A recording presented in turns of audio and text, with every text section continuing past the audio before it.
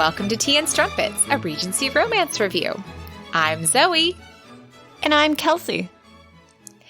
And today we have a correction to make from an email from a listener. We had a listener who just reached out to us about our last episode, which was our episode on It Happened One Midnight. And they just mentioned, we were talking about child labor in our history fact. And they mentioned that, this would have been primarily white children, and we didn't highlight that. So again, just as a reminder, we are not historians. And so we do appreciate it if we get something wrong or we handle something in a way that makes you a little bit uncomfortable or anything. We love to hear from you because, we always want to try to be a little bit better in the future. So yeah. If you hear something that you think isn't quite right, always reach out to us. Yes, so thank you so much for reaching out to us, and all corrections are happily accepted.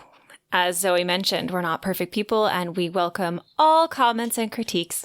Thank you very much. But today, we have a big exciting thing because we're talking about the 7th Bridgerton book. We're getting there. Oh my gosh. 7 whole books that we've read in this series, Zoe. And that book is It's in His Kiss by none other than Julia Quinn.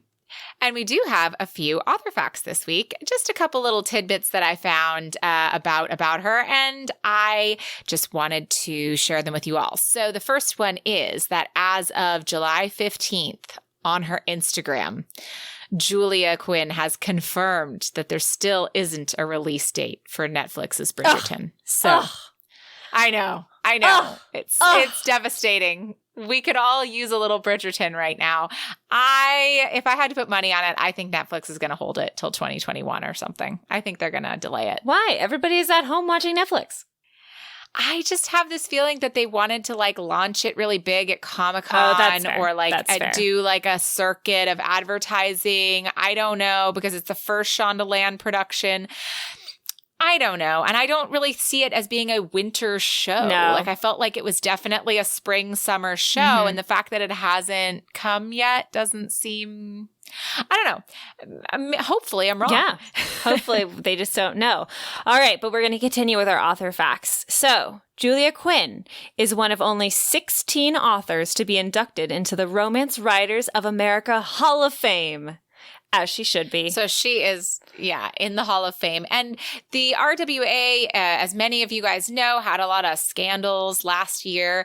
But they are doing their best to pick themselves back up and changing a lot of things about the organization. So hopefully we will see some good stuff coming out of the RWA again. In fact, they've changed their award from, I can't remember what the name of the RWA was, the award that they would give out. But regardless, now it's called the Vivian, and that's after Vivian, whose last name I cannot remember for the life of me. It might be Fox, but I think that is apocryphal. But it's named after Vivian, who established the RWA, and she was a Black lady. So wonderful. A little bit more appropriate Agreed. than their last award. Yes, and so some other fun things about Julia Quinn, if you didn't already know. In the United States alone, there are over 10 million, that's correct, guys, million copies of her books in print. Holy heck. Yes. That's amazing. And that's not counting her books that have also been translated into 32 languages. So many languages. And she has die-hard fans in Brazil. Oh, I've seen that. I can't imagine how many books there are in Portuguese. I mean, oh my gosh. It's crazy. So our main tropes today are a little bit, again, wishy-washy, kind of like our last story. I mean, I asked Kelsey before the recording, I was like, it's like two people fall in love? Is that a trope? It's not. So the ones that we've whipped up for this segment are family secrets. So that's our first trope. And the second one is one that I've made up called the illegitimate son who stands to inherit. You know how that causes issues. Oh, yes. And today, our main characters are Gareth St. Clair and Hyacinth Bridgerton. So shall we get into our synopsis today? Let's. So Hyacinth Bridgerton has been out for 4 seasons now, and it's all starting to feel the same for her. She has had a few proposals, all unacceptable. But there are no gentlemen who strike her fancy that are available. She figures, though, that she's still got time. After all, her sister Eloise didn't marry until she was 8 and 20, so Hyacinth is still good in comparison. Her favorite day of the week is her Tuesdays with Lady Danbury. During their weekly visits, they read passages out of the terrible yet entertaining Mrs. Butterworth and the Mad Baron, which include a lot of running to the cliffs, scaling the cliffs, and other breathy and dangerous experiences. Sorry, I'm going to break the synopsis for a second with a quick tangent, which is, if anyone doesn't know, Julia Quinn is having a graphic novel of Miss Butterworth and the Mad Baron being put out. Yes, it was supposed to come out in December of this year, but I think now it's coming out in 2021. But hey, things to look forward to. Yes, but I was just very excited because she had little cute magnets of her pigeons. And it is illustrated by her sister. Even more excellent. Okay, guys, back to the story. Sorry. Hyacinth also spends a decent amount of time in Lady D's company at ton events for 2 reasons. 1, because she likes her, and 2, it keeps others who she doesn't want to interact with away. At this year's Smythe Smith musical, Lady D guilts her favorite grandson Gareth to attend. Hyacinth and Gareth have met a few times before and have always had good conversation. However, he is a rake of the first order and entirely unsuitable. But also, incredibly handsome. Plus, he's rarely seen at ton of events anyway.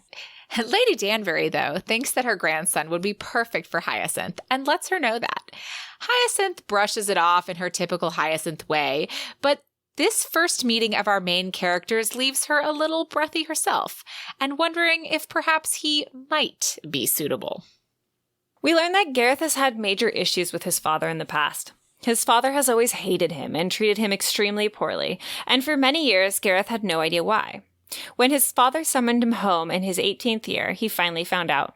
Furious at Gareth's refusal to marry their neighbor, who was mentally disabled, in order to secure more funds for the family, his father finally spit out that Gareth was a bastard and he didn't know who his real father was, as his mother refused to tell him. Gareth was quite stunned at this reveal, for he had never even questioned his parentage, as he looked so much like the man who he thought to be his father. To which his not-father replied that it was cruel coincidence. But since Gareth refused to marry, his father cut him off. And Gareth turned to his mother's mother, Lady Danbury, who immediately funded his college years and helped him gain the trust left to him by his mother as well. So now Gareth is a perfectly respectable, modest gentleman with a well-deserved rakish reputation with the ladies, but not at the gaming tables. In another cruel twist of fate, Gareth's older brother had died recently, making Gareth heir to the barony. His father hadn't disowned him yet, but Gareth imagined that it was only a matter of time, as his father was obsessed with bloodlines and legacy, so he just sat quietly, avoided his father at all costs, and waited. Our hero and heroine meet again next when Gareth receives a bequest from his brother, which turned out to be their parental grandmother's diary. Written in Italian, he knows he'll need a translator, but one that could be trusted to be sensitive with the information in case there were personal details therein. He rushes over to Lady Danbury's house to ask her recommendation. And conveniently forgets that it's Tuesday, which means that Hyacinth is there for her weekly visit. However, Lady D insists whatever he has to say can be said in front of her. But it turns out to be fortuitous, for Hyacinth can read Italian. Not particularly well, but well enough. And so Hyacinth leaves that day with the diary to translate. This gives our main characters a lot to interact about, and Gareth finds himself intrigued with Hyacinth. Although normally she's extremely outspoken, Gareth can often make her tongue-tied, and he loves vexing her this way. Hyacinth, for her part, can't decide what to make of Gareth. Her friends and mother notice the sparks between Hyacinth and Gareth and ask if she's set her cap for him. Hyacinth responds honestly that she doesn't know, and her brother Gregory knows that means something, for she's never not known before. But her family encourages her to explore a match with Gareth, for none of her other suitors have been, suitable up to this point. Quote, "Of course none of those men was suitable. Half were after your fortune, and as for the other half, you would have reduced them to tears within a month." Such tenderness for your youngest child, Hyacinth muttered. It quite undoes me. Violet let out a ladylike snort. Oh, please, Hyacinth. You know exactly what I mean, and you know I am correct. None of those men was your match. You need someone who is your equal. That is exactly what I have been trying to tell you. But my question to you is, why are the wrong men asking for your hand? Hyacinth opened her mouth, but she had no answer. You say you wish to find a man who is your match, Violet said, and I think you do. But the truth is, Hyacinth, every time you meet someone who can hold his own with you, you push him away. What I think happens, Violet continued, is when something gives you unease, well, you don't seem to know how to manage it, and you run, or you decide it isn't worth it. And that is why I'm afraid you will never find the right man. Or rather, you'll find him, but you won't know it. You won't let yourself know it. Hyacinth does think about it, and she does realize that her mother was right. Quote, there had been a few people with whom she had not felt completely comfortable. Not many, but a few. There had been a gentleman during her first season with whom she'd been positively tongue-tied. He'd been intelligent and handsome, and when he'd looked at her, Hyacinth had thought her legs might give out. And then, just a year ago, her brother Gregory had introduced her to one of his school friends, who, Hyacinth had to admit, had been dry and sarcastic and more than her match. She told herself that she hadn't liked him, and then she told her mother that she thought he seemed the sort to be unkind to animals. But the truth was, well, she didn't know what the truth was. So Hyacinth decides to give it her best with Mr. St. Clair because he makes her uncomfortable, and perhaps that's what she needs. The two meet at various ton events and do their best to talk about the diary there, as Hyacinth translates it. Gareth also begins to find Hyacinth pretty wonderful as well, and starts to wonder if perhaps his grandmother is right and Hyacinth would be a good match for him. The ton starts to take notice of the pair too, as they have been seen spending a decent amount of time in each other's company. In fact, they even run into Gareth's father during a walk in the park. This meeting goes predictably poorly, with both father and son spitting venom at each other, and Gareth is seething and ashamed of the interaction. Hyacinth allows them to walk home in silence, but insists that Gareth come inside as she has something to say. She tells him that she's always felt sorry for herself and others like her without fathers, but now that she's seen how absolutely horrible it is for him, she knows that there's a chance for some that not having a father would be a blessing. Their relationship progresses soon after, when at a ball, Gareth is overcome with the desire to kiss Hyacinth after she comes to find him when she's seen his father nearby. Unfortunately, Gareth's head is swimming and unfocused, consumed not only with his attraction to Hyacinth, but also with his father's recent words of, "She won't have you."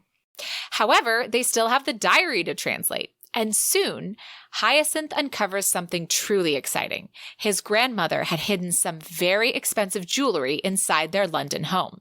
And Hyacinth is sure it must be there and insists that Gareth's father should not be allowed to find it. And being her normal Hyacinth self, convinces Gareth that they should go looking for the jewels together at night. When they eventually do go, sneaking into Clare House like a couple of cat burglars, they do find an additional clue from the first one, which makes the jewels seem all the more real. And since no one had uncovered the first clue before, the likelihood of them still being hidden was high. However, the two must leave for the night and hope to return in the future. Meanwhile, their relationship continues to grow, and Gareth starts to think that Hyacinth would make an increasingly good wife and companion. And eventually, he gets permission from Anthony, who gleefully pours him a drink to celebrate and tells him, absolutely, yes, you have my permission, but good luck convincing Hyacinth. And then wastes no time running over to Lady Danbury's house, as it's Tuesday, to propose to Hyacinth right after. Hyacinth does accept, for she and Gareth have become not only good friends, but clandestine kiss buddies, and she knows he's her match.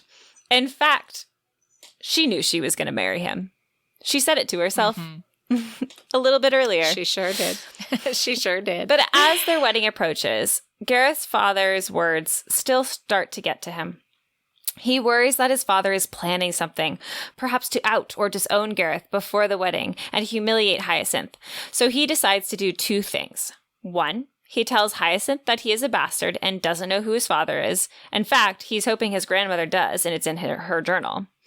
Hyacinth has the greatest response ever, telling him that she's grateful that her children won't be related to such a horrid man. And 2, he decides that he needs to sleep with Hyacinth before the wedding so she doesn't back out. And so, on the evening of their next heist, instead of waiting downstairs by the servants' entrance for her, Gareth waits for Hyacinth in her room, and with kisses and flirtation, he somehow gets her to momentarily forget about their mission.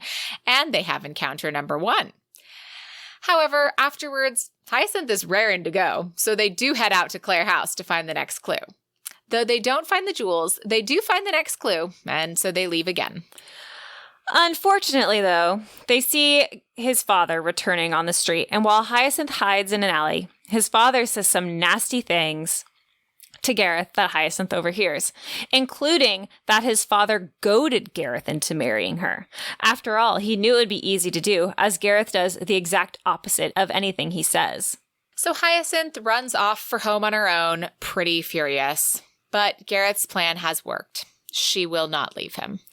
A few days later, Gareth is trying to figure out what he can do to win her back. He's wrestled with the fact that his father meddled in his affairs, but knows he really does want Hyacinth and has to show her.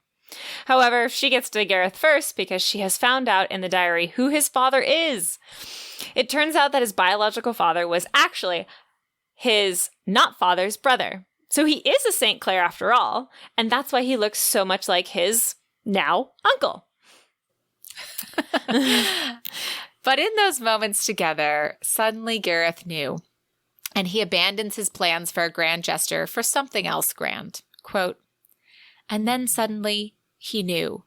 Not that it didn't all matter, because it did. He knew that it didn't matter as much as she did, that the past wasn't as important as the future, and the family he'd lost wasn't nearly as dear to him as the family he would make. 'I love you,' he said, his voice finally rising above a whisper. He turned, his heart, his very soul in his eyes. 'I love you.' She looked confused by his sudden change in demeanor, but in the end she just smiled, looking for all the world as if she might actually laugh. It was the sort of expression one made when one had too much happiness to keep it all inside. He wanted to make her look like that every day, every hour, every minute. 'I love you too,' she said. And then they have encounter number 2. But don't forget, we still haven't found the jewels. And luckily, that same evening, Gareth had been planning one last trip into his father's house. So they go together instead. Well, they don't find the jewels, but they do run into his father again as they're leaving, this time with both of them. And Gareth decides to tell him who his real father is, and does get some closure because he realizes that his father-uncle doesn't actually have a hold over him anymore. And as they leave that conversation, Gareth has a very important question for Hyacinth. He asks her again if she'll marry him because, quote, "As you said, I did not ask you for the right reasons. They were mostly the right reasons, but not all. She was stumbling on the words, choking on the emotion. He was staring up at her, his eyes glowing clear and blue in the dim light of the street lamps. 'I am asking you to marry me because I love you,' he said, 'because I cannot imagine living my life without you. I want to see your face in the morning and then at night and 100 times in between. I want to grow old with you. I want to laugh with you. And I want to sigh to my friends about how managing you are, all the while secretly knowing I am the luckiest man in town.'" "What?" she demanded. He shrugged. "A man's got to keep up appearances. I'll be universally detested if everyone realizes how perfect you are." Oh, again, how could a woman argue with that? And then we have an epilogue. So it's actually 13 years later. Gareth and Hyacinth have ascended to the barony because his uncle-father died, and now they live in the London house where the jewels should be. Hyacinth has been searching since the day they moved in 6 years ago, but she's never found them.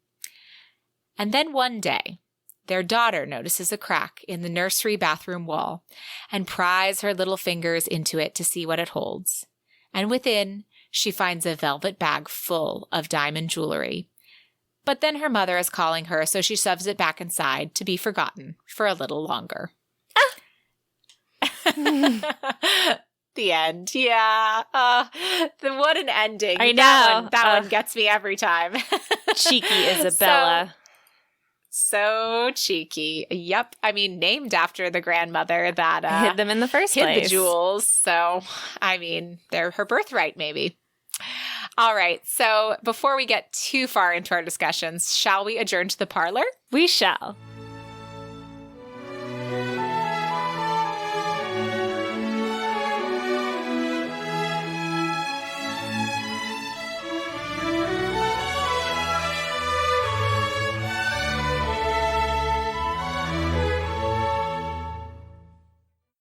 Today, we want to tell you all about a new rom-com, Crushing It.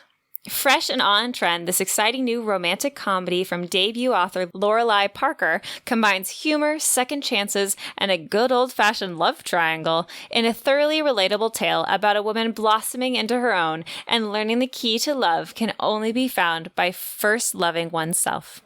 So the synopsis is, in life, as in gaming, there's a way around every obstacle. To pitch her new role-playing game at a European conference, developer Sierra Reed needs to overcome her terror of public speaking. What better practice than competing in a local bar's diary slam, regaling an audience with old journal entries about her completely humiliating college crush on the gorgeous Tristan Spencer? Until the moderator says, next up, Tristan Spencer. Ooh. I know, ouch.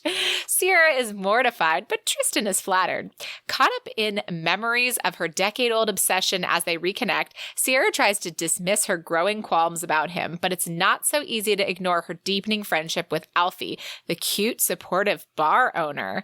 She and Alfie were college classmates too, and little by little, Sierra is starting to wonder if she's been focusing her moves on the wrong target all along, misreading every player's motivations. Maybe the only winning strategy is to start playing by her heart. Ooh. I love it. Role-playing game. I know. Oh my gosh. I love D&D. So like, I love role-playing games. So like, anyhow, I'm such a nerd. This totally does it for me. Yes. So if you're looking for engaging, humorous, and romantic reads that accurately reflect the world around you, then look no further. And if you like Abby Jimenez, Christine Lauren, and Sally Thorne, then Lorelei's wit, her knack for complex characters, and her exploration of the intricacies of modern relationships will appeal to you. You can find Crushing It now wherever books are sold. And you should definitely check that out. I know that I'm going to be because I love this role-playing game aspect. And so I'm super interested to see how that would turn out. And who doesn't like a good old-fashioned love triangle where you're like, oh, with the cute guy I've always crushed on, but this bartender's so friendly and nice, and I tell him all my secret thoughts. Seriously. Oh my gosh. And we wanted to tell you guys that we actually were guests on another Frolic podcast this month. And I don't know, as of today, I don't know the date that it's airing. So I'm sorry about that, but hopefully it'll be airing soon. But we were guests on Too Stupid to Live, which is another romance novel podcast that reviews romance novels that are under $5. And we had a blast. We did. Super fun, super good read, super fun convo. Excellent. Yeah, and we actually ended up reading one of the recommendations that Jeff and Will from the Big Gay Fiction podcast recommended to us, which was a paranormal Regency novella. And we just had a great time. So I hope you guys all check that out. We'll have links to it when we have them. Yes. So just like Jeff and Will, if you've got a book recommendation to give to us, you can send them to us at romancepod@gmail.com and we can share them with everybody else. And if you'd like to find us on social media, you can find us on Instagram and Twitter at Tea and Strumpets, T as in Tom and as in Nancy Strumpets, on Facebook and Pinterest /Tea and Strumpets, and YouTube if you search our show name. And of course, if you want to be in the know, sign up for our email notifications on our website. Our website is romancepod.com, and you'll be the first to know what we're reading every month. You'll get author exclusive, etc., all sorts of fun stuff. So head on over there to sign up.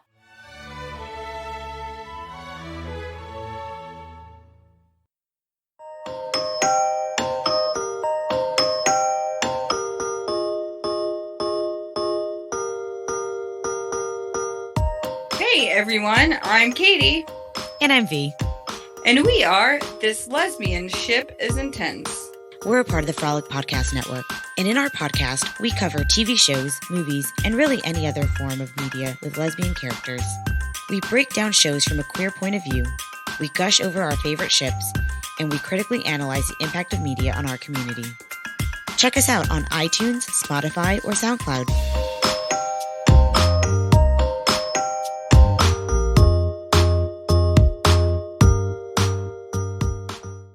All right, Kelsey, we made it to our 7th Bridgerton book. So I know that we both didn't have like the most gushing memories of this book. How did this book treat you this time around rereading it? I was totally pleasantly surprised. I didn't was it as great as I thought Francesca's was? No. But did I actually think it was cute and light and fluffy? And I got a little bit more Hyacinth essence that I felt like, which is I think what we had always talked about disliking about it, was we didn't feel like we got that Hyacinth essence that we got from all the other books. I think I read into it a little bit more, and there still was good Hyacinth in there. But I agree. She just was struggling with the fact that she was suddenly attracted to a man who could match her with wits, and it made her uncomfortable. So she did get tongue-tied around him and was kicking herself for him. Was what the heck? But I think I read into that a little bit more this time around, which made it much more enjoyable. I agree. I was feeling the same way. The first half of the book, I felt actually, again, light and fluffy. I am enjoying this more than I remembered. And I felt the same way about Hyacinth. I felt without going into too much, I felt she definitely made more sense to me this time reading it. Mm-hmm. So I liked that.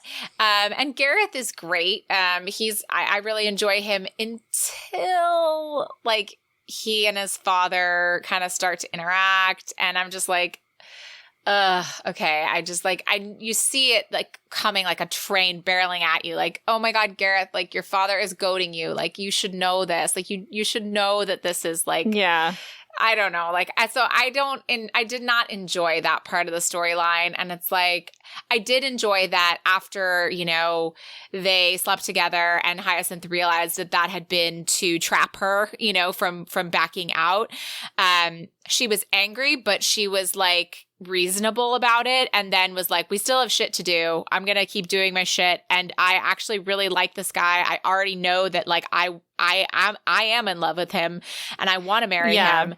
So and she just kind of well, she has a moment where she literally thinks to herself okay, but what if I hadn't slept with him? What if I could get out of this? Do I want to get out of it? Yeah. And she was no, the answer is not. I would still stay with him. I still want to be with him. Which is, I thought, and really I liked that. Yeah. Because it was a conscious choice. She didn't feel trapped. She was just okay, let me think about this a little differently. Let me think about this from a different perspective, which I think is just very much what we know from Hyacinth. She is a thinker. She thinks things through. She can be impulsive, but she's not fling yourself down a well impulsive. Yes, she is not. Definitely. So let's talk a little bit more about Hyacinth, because I feel this book is really character heavy. Yes. Well, I do want to say one more thing, though, I guess, about my general thoughts, which is the jewel, the jewels and the jewel, the needing to find the jewels, the caper, and it just kind of seems a little bit disjointed. I mean, if we don't have it, we don't have a plot. But at the same time, it just doesn't seem I think it was more, I think it was a plot point to literally just bring the characters together. And it was something that, and I think really what it was just okay, well, she's found this diary and she has to find something good in this diary to warrant the interactions continuing and getting more intensive, Yeah. And I think that's really what it was. So it's okay, well, what if she's hidden something in the house?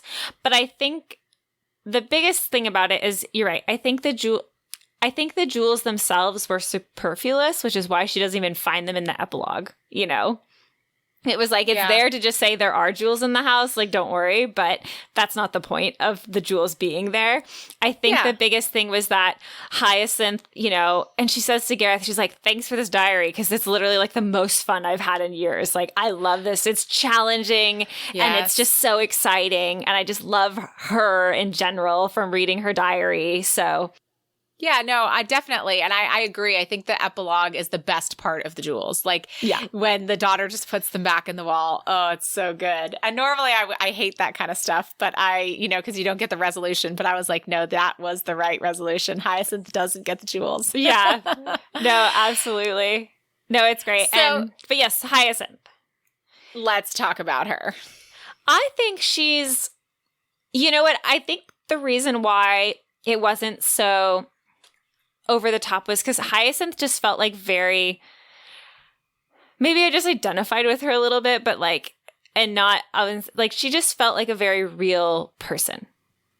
I agree. And just very, but in the sense that she wasn't dramatic, you know, she wasn't dramatic, but she had a very like strong wit, and she would stop and question herself, and her interactions with Lady Danbury were just the best.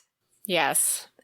And I love the line, too, because she gives, at the end, or she gives Lady Danbury a kiss, and she's like, you get to be my she's like, I've never done that. I've never been so familiar with her before, but you're going to be my grandmother now. And she's like, honey, I've always considered you my granddaughter. It's just making it official now.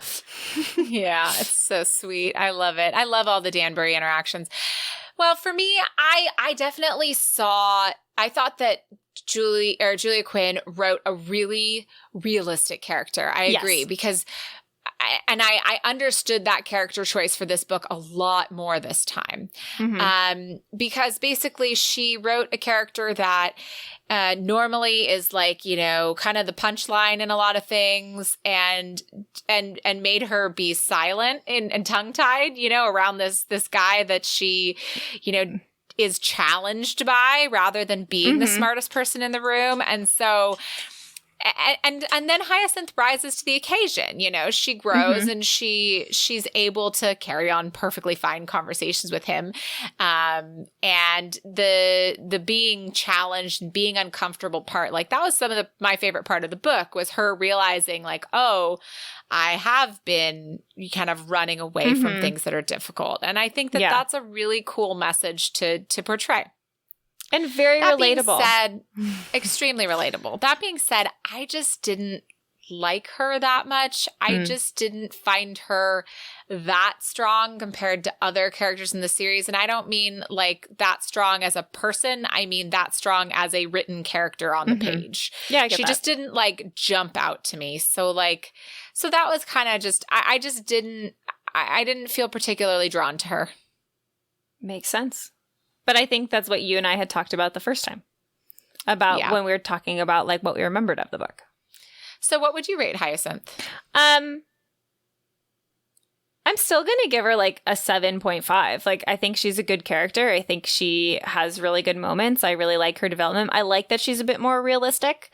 But like you said, there just wasn't that kind of special spark that you kind of expected to get from her. Yeah. That made her just like, made her like super great. But I thought she was a perfectly good character. Fair. For me, it just didn't hit. It just didn't hit right. And so for me, she's a 6. I just don't really like her. I don't dislike her. I don't have much excitement over her. That's okay. So that's where I ended up. That's fine. I think maybe I needed more light, fluffy romance in my life when I read this book. Hey, I mean, we all need a little bit of that. Yes. Well, let's talk about our hero, Mr. Gareth. Yes. Okay. So Gareth, I thought he started out pretty strong. As you said, his interactions with his dad were just like, ugh. But also relatable, though. Also very relatable, you know, like he just like gets so mad in his dad's presence, and his dad just knows how to push his buttons, but just like he knows how to push his dad's buttons, you know? And there was a moment though where when Gareth decides he needs to compromise Hyacinth, where I was like, this is a bad plan. Like, this is just bad like, plan. This is a bad plan. Like, and it's kind of like Gareth knew it was a bad plan, but I think he just was like full on panicky because he just was imagining all the things his dad was going to do. And he's like, she's going to back out. And he did really want to marry her. And that was his thing, because he had the same, both he and Hyacinth both had realization moments, like, before they actually, like, got engaged, where they were both like, I'm going to marry this person. And as soon as Gareth realized it, he was like, he went to Anthony, and then he proposed to her that same day. Like, he didn't mess around. Like, he came to the realization and made it happen. But then his father's like, you did it because of me. And I think it, like... Yeah, I didn't love that either. I mean, it made sense for the character. Like all like and like you said, he even sort of it felt coming off the page that he even sort of knew that this was a bad idea. Yeah. But he was just like, but the alternate would be worse, which is her leaving me. Mm-hmm. Yeah. So yeah. So I liked him also about the same. I loved his dialogue in the beginning of the book and through most of the book. He has great dialogue, especially because he kind of gets the witty lines sometimes that tongue tie Hyacinth. Yes, but he's also like a really nice guy. Like I really liked so that nice about him.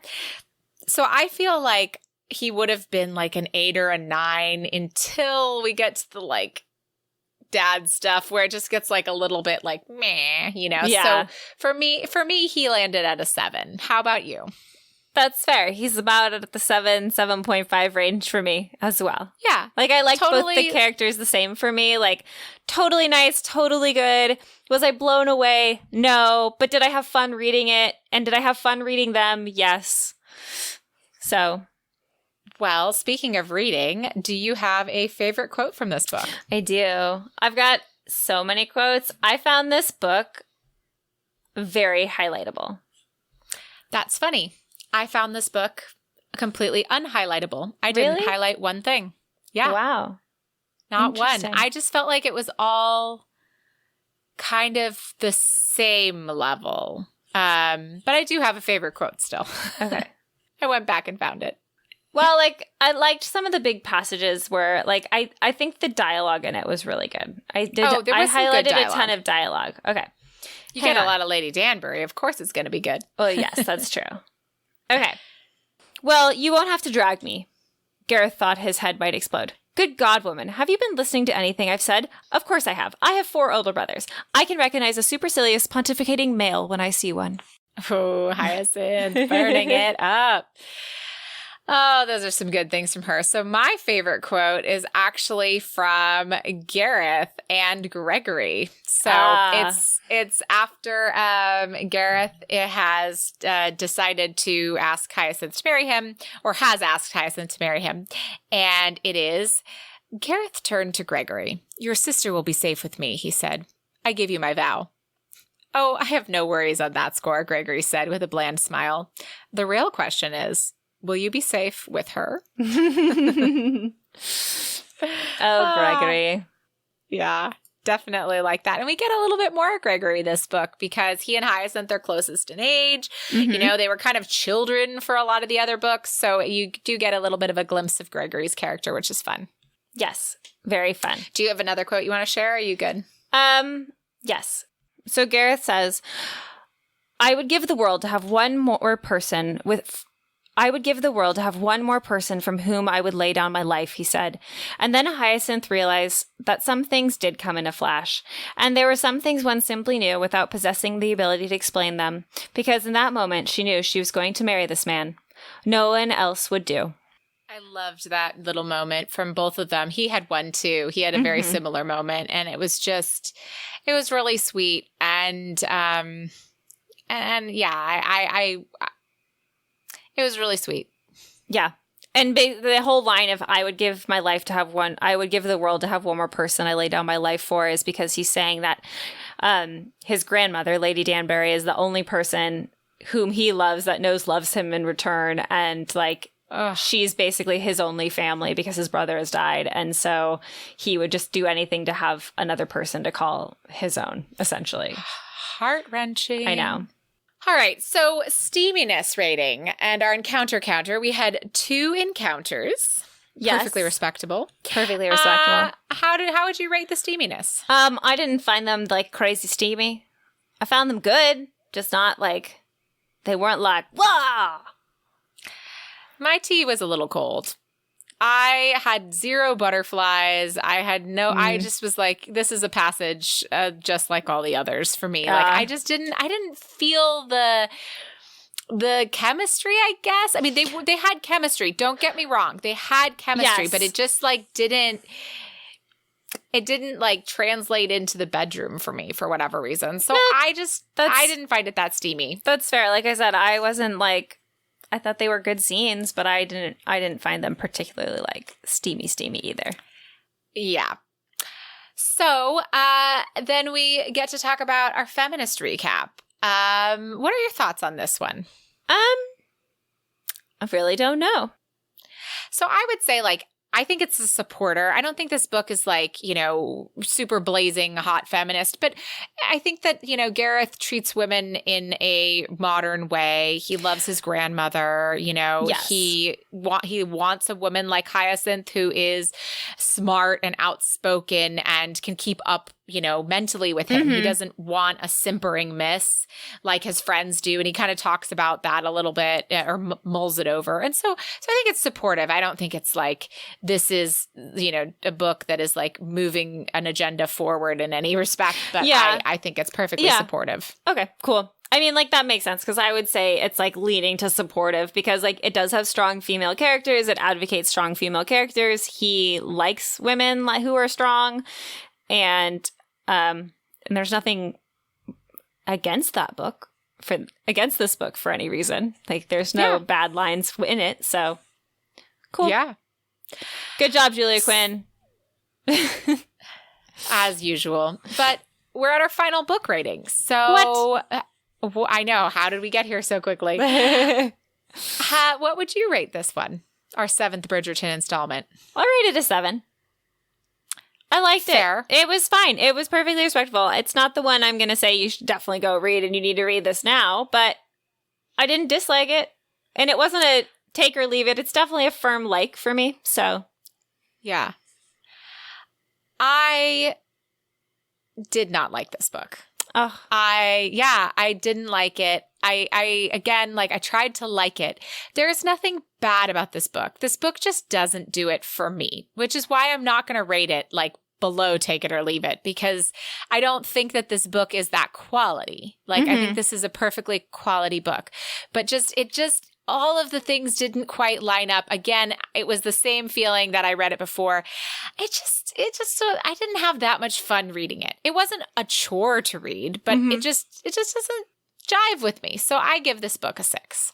okay, cool. Sounds good. Yeah. It's okay. We knew this wasn't going to be our favorite Bridgerton book. No, and we only have one more Bridgerton book before we do all the second epilogues and perfect. before we review the show. Oh, perfect. So we're not done with Bridgertons yet. no, we're never done But with them, we're let's be getting honest. close to our first stretch. Yes. So, but we are not reading Gregory's book next. What No. are we reading next time? I don't know yet, Zoe. What are we reading? Oh, I see it in the notes. I found it, guys. We're going to read Brazen and the Beast by Sarah McLean. Yeah, we are. Anyhow. I love this book. So the third book in this series, Daring and the Duke, has just come out. It's sitting And- in my Kindle waiting for me to read it. Oh, well, I've already read it, but so now I'm ahead of you finally. But we're going to be reviewing Brazen and the Beast, which is a book that lots of people talked about last year, and I can't wait to talk about it this year. Yes, I agree. I think this is a great book for us to start off the month of August with. Yes. So if you liked what you heard here today, go ahead and tweet about the show or share it on social media or tell a friend, because that's how podcasts grow and we love your support. So thank you all for listening, and join us next time as we read Brazen and the Beast by Sarah McLean. And may all your ever afters end happily.